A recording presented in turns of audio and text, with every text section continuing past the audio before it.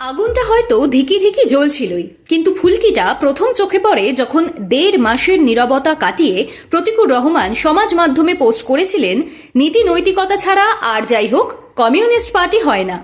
রাতের আঁধারে নিউটাউনের হোটেলে জনতা উন্নয়ন পার্টির প্রতিষ্ঠাতা তথা চেয়ারম্যান হুমায়ুন কবিরের মন বুঝতে গিয়েছিলেন সিপিআইএমের রাজ্য সম্পাদক মোহাম্মদ সেলিম।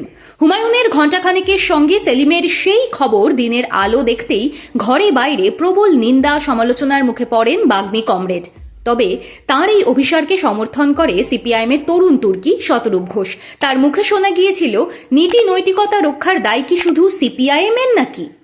হুমায়ুনের সঙ্গে সেলিমের বৈঠককে ঘিরে তৃণমূল ও বিজেপির কটাক্ষের জবাব দিতে গিয়ে শতরূপ মন্তব্য করেছিলেন, সিপিএম তো এখনো বলেনি হুমায়ুনকে ভরসা করবে কিনা, কিন্তু সমস্ত নীতি নৈতিকতার ঠেকা কি আমরা একা নিয়ে বসে রয়েছি? বিজেপি তাকে প্রার্থী করলে দোষ নেই, তৃণমূল মন্ত্রী করলে দোষ নেই, সিপিএম তার সঙ্গে কথা বললে অপরাধ হয়ে গেল। ভোটের জন্য বিজেপি তৃণমূল রাজনীতি করবে, তখন নৈতিকতার প্রশ্ন আসবে না? তোমরা দেশের সরকার চালাচ্ছ, রাজ্যের সরকার চালাচ্ছ, তোমরা নৈতিকতার ধার ধারবে না?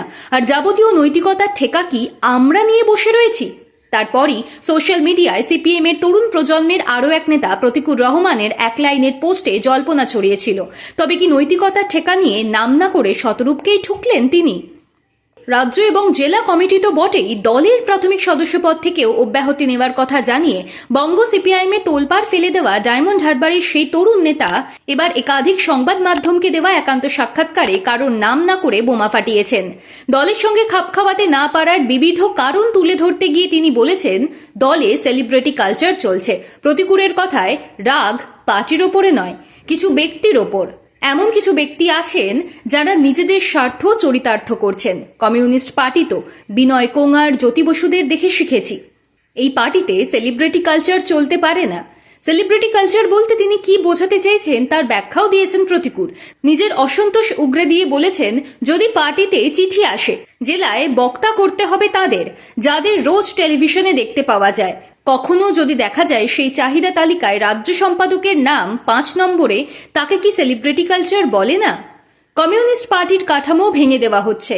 আমি পার্টির বিরুদ্ধে নই, পার্টি চালান এমন একাংশের বিরুদ্ধে।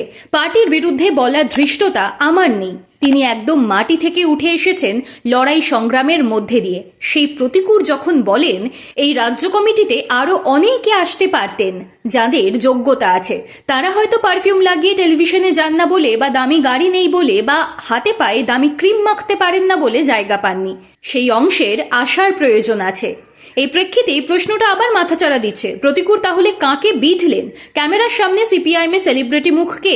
এই প্রশ্নের উত্তর অবশ্য প্রতিকুর দেননি।